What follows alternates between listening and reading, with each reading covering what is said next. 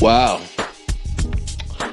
what a good little month and a half would do when it comes to car hunting. Now, for those of you who don't even understand what's with the new cars, what's with the change of the new cars and all that, please let me explain. Right? Around May or so, I was living life, doing everything good with the Infiniti, literally almost like 1 year left of having everything fully mature before concerning actually upgrading the car. And everything was definitely going fine, but I noticed that the car wasn't giving out any hot air. I thought to myself, I got everything fixed, spark plugs upgraded, everything thoroughly down to a T to protect the engine. And come to find out, as I thought I was in the clear, all of a sudden, come January, there's barely any hot air coming into the car. And I thought this would be something to hold until next service. I fully thought wrong. And I'll tell you definitely all about that later. So what happened in that case like this was I wait till the next service appointment comes in. Whenever the oil change is due, I let them know about the problem. They basically refill the coolant. Did not even fully realize that the coolant was empty at the time, because the last time they did the coolant was sometime around, if I'm not mistaken, sometime last summer, and I thought everything was calm then. But I was really shocked that the coolant was able to literally empty itself out early this quick, which really was not really normal at the time, because the coolant, normally they will really get that done whenever the oil change is replaced, and the coolant mainly takes over. All that stuff is done virtually like almost every services I mainly go to. While in this case, that really wasn't the issue on that one. Whenever like the engine is actually done and whenever everything is actually replaced, and whenever the engine is tuned up, all of a sudden the engine for whatever reason gets warped and the coolant actually runs out faster than it should, which was really abnormal at the time. So around last April or so, they filled up some coolant, basically filled up down to the brim to actually make sure the engine was good. And they did some investigation to see if there's engine coolant that's mixing in with the engine, and has some metal mainly coming in there. We're dealing with a possible head gasket problem, so they wanted to actually let me drive about 1,000 miles, see how things go. I got a extended VSC contract, and I already discussed that up in the second vehicle.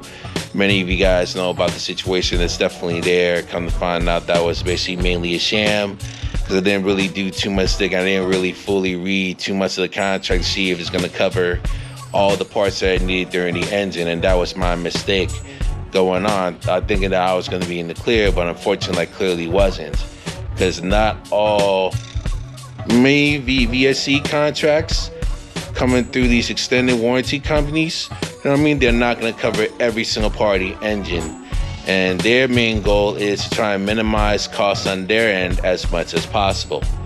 And I've learned that the hard way. Whenever the moment I actually took that into service, I found out that the engine needed to be replaced due to a warped head gasket, which the endurance warranty refused to cover, and I've already spoken to that in the previous video in regards with that.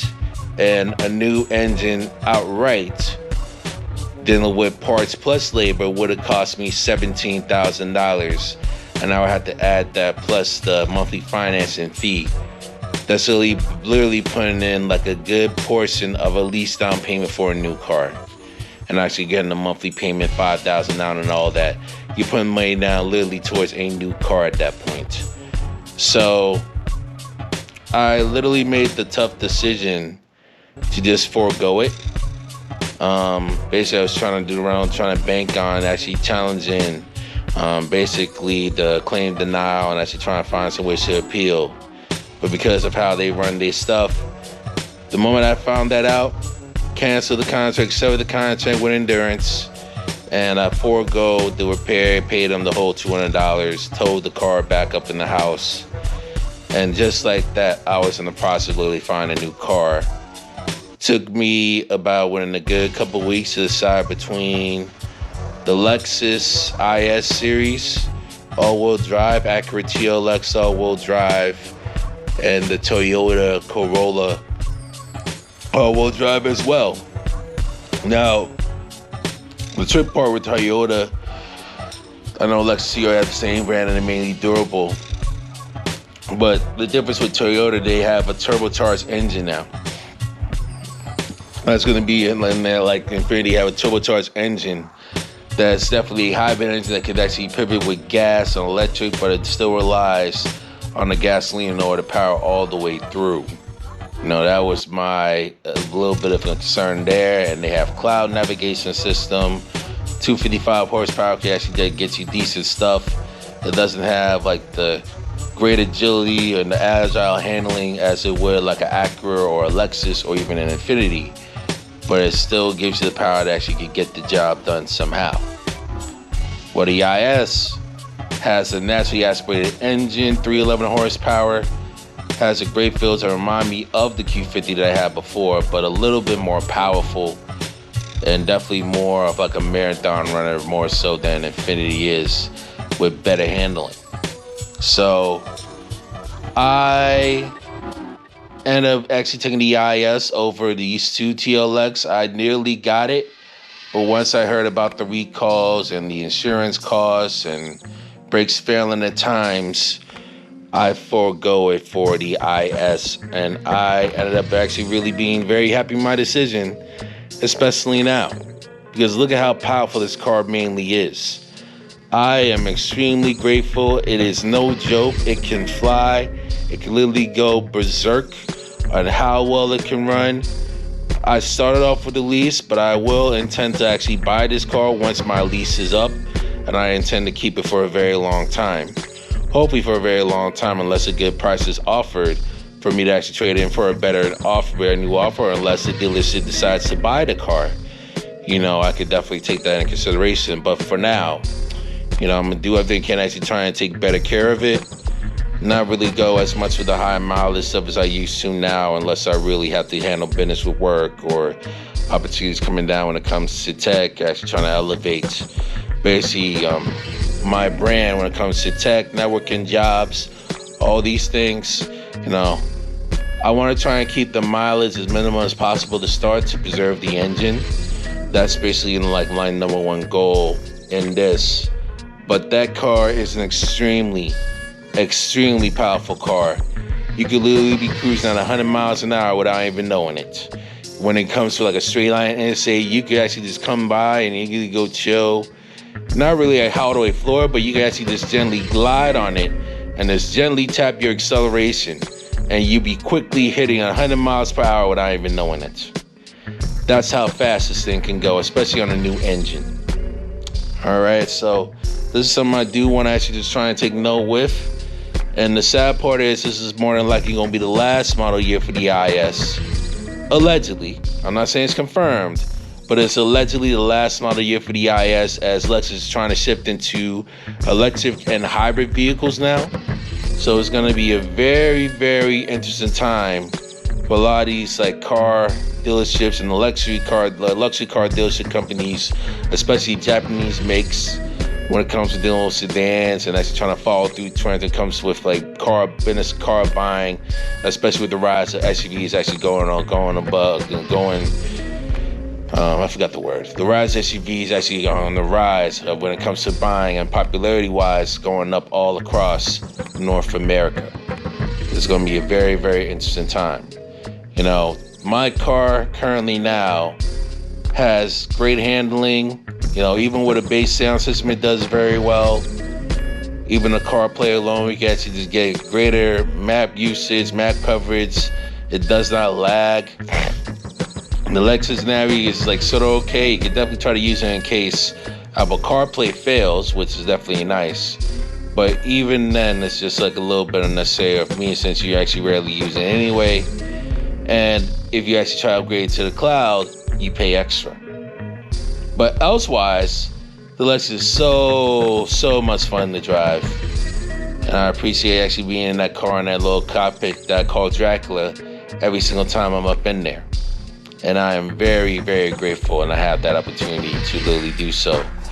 Now I gotta be taking care of all the crazy insurance bills and monthly costs, and then with those sounds, I actually learn how to utilize that part out. And I should definitely be fine.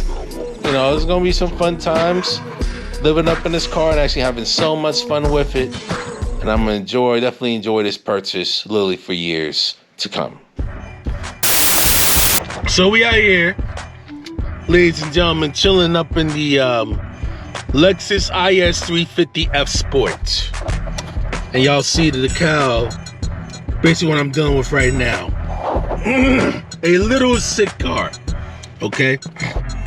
I press this down, and this will go down to normal. I can switch to sport, mainly going for, expressway driving, no open road driving, no cars. Eco is when you deal with a lot of traffic. You got someone's cars coming by driving slow. You want to preserve some gas. The only con in this car is that it has a very small gas tank. It is very small when it comes to the range. And the range and mileage can fluctuate depending on how well you use the car. If you're dealing with city driving, or if you're dealing with, rural driving or highway driving, that will dictate the range of your car, especially if you're actually stuck in traffic. That's a big factor in this as well. But everything else is actually really cool. Like, I actually wanted to get this little screen, a bigger screen that has the original built-in Navi in the case that CarPlay fails. But because they don't have that type without the Mark Levinson, this unfortunately will definitely do. But still, Google Maps, Apple CarPlay is very efficient on this model regardless. Especially given the fact that, you have like an all-wheel drive model that's definitely there. So there's a lot of people actually done their reviews when it comes to test drives and everything that's there. I'm not gonna really speak too much about that, but I am very blessed that I got like a very wonderful still of a car that reminds me of my old Q50. And in a separate video later on, I'll definitely talk about buying a new car versus buying a used car. I'll see you guys in the next one.